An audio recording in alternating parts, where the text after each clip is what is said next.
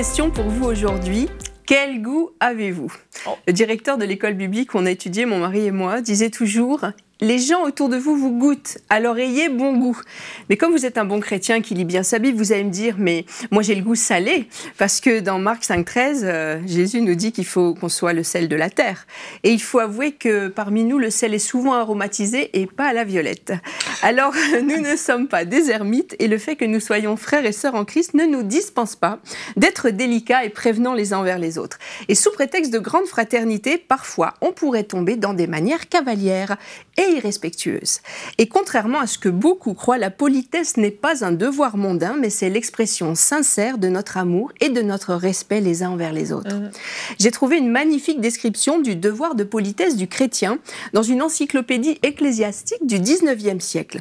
Alors c'est sûr, au début, à l'origine, ça avait été rédigé pour des prêtres, mais en le lisant, je me suis dit, mais ça s'applique parfaitement à nous tous chrétiens. Il dit ceci: la science des convenances, la politesse, est une suite de 1000 petits devoirs imposés à l'homme envers ses semblables. Si le chrétien ne devait vivre que dans la solitude, il pourrait s'affranchir de la gêne qu'imposent les convenances sociales. Mais il est l'envoyé de Dieu dans le monde, l'ambassadeur de l'Église. Sa conduite et son extérieur doivent être dignes de ses nobles fonctions. Et il poursuit en disant que par manque de politesse et par leur manière rustre, bien des occasions de gagner une âme à Christ ont été perdues. La grande réplique de certains, c'est que la politesse, ça cache beaucoup d'hypocrisie.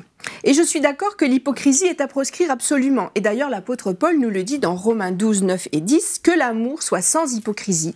Ayez le mal en horreur, attachez-vous fortement au bien, par amour fraternel, ayez de l'affection les uns pour les autres, par honneur, usez de prévenance réciproque. Et dans ce que dit Paul ici, il y a 2 points fondamentaux concernant les rapports entre les frères et sœurs de l'Église. L'absence d'hypocrisie tout d'abord. La politesse qui couvre des intentions cachées, ce n'est pas de la politesse, c'est de la flatterie, et c'est hypocrite. Et comme le disait si bien Jean de La Fontaine, tout flatteur vit aux dépens de celui qui l'écoute. Le flatteur n'aime pas, il cherche son intérêt, et c'est sûr que c'est absolument contraire à la définition de l'amour véritable. Le deuxième point fondamental dans ce que nous dit Paul, c'est que l'usage de prévenance réciproque est fait par souci d'honneur, de respect sincère. L'amour considère l'autre comme étant au-dessus de lui-même. Le fait d'être frères et sœurs en Christ ne nous dispense pas de nous traiter mutuellement avec l'honneur qui est dû à des fils et à des filles de rois. À la fin de la même épître, Paul encourage les chrétiens de Rome à se saluer les uns les autres d'un saint baiser. Alors, si je ne m'abuse, se saluer et user de prévenance réciproque, ça ressemble beaucoup à la politesse. Dieu attend de nous, ses enfants, que nous ayons la politesse du cœur. C'est celle qui est sans hypocrisie et qui illustre dans sa délicatesse l'amour sincère et le respect que nous nous portons les uns aux autres.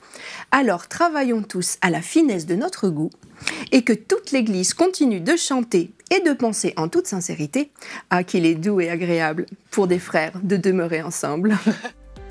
Retrouvez la suite de ce programme dans l'émission Bonjour chez vous sur EMCI TV.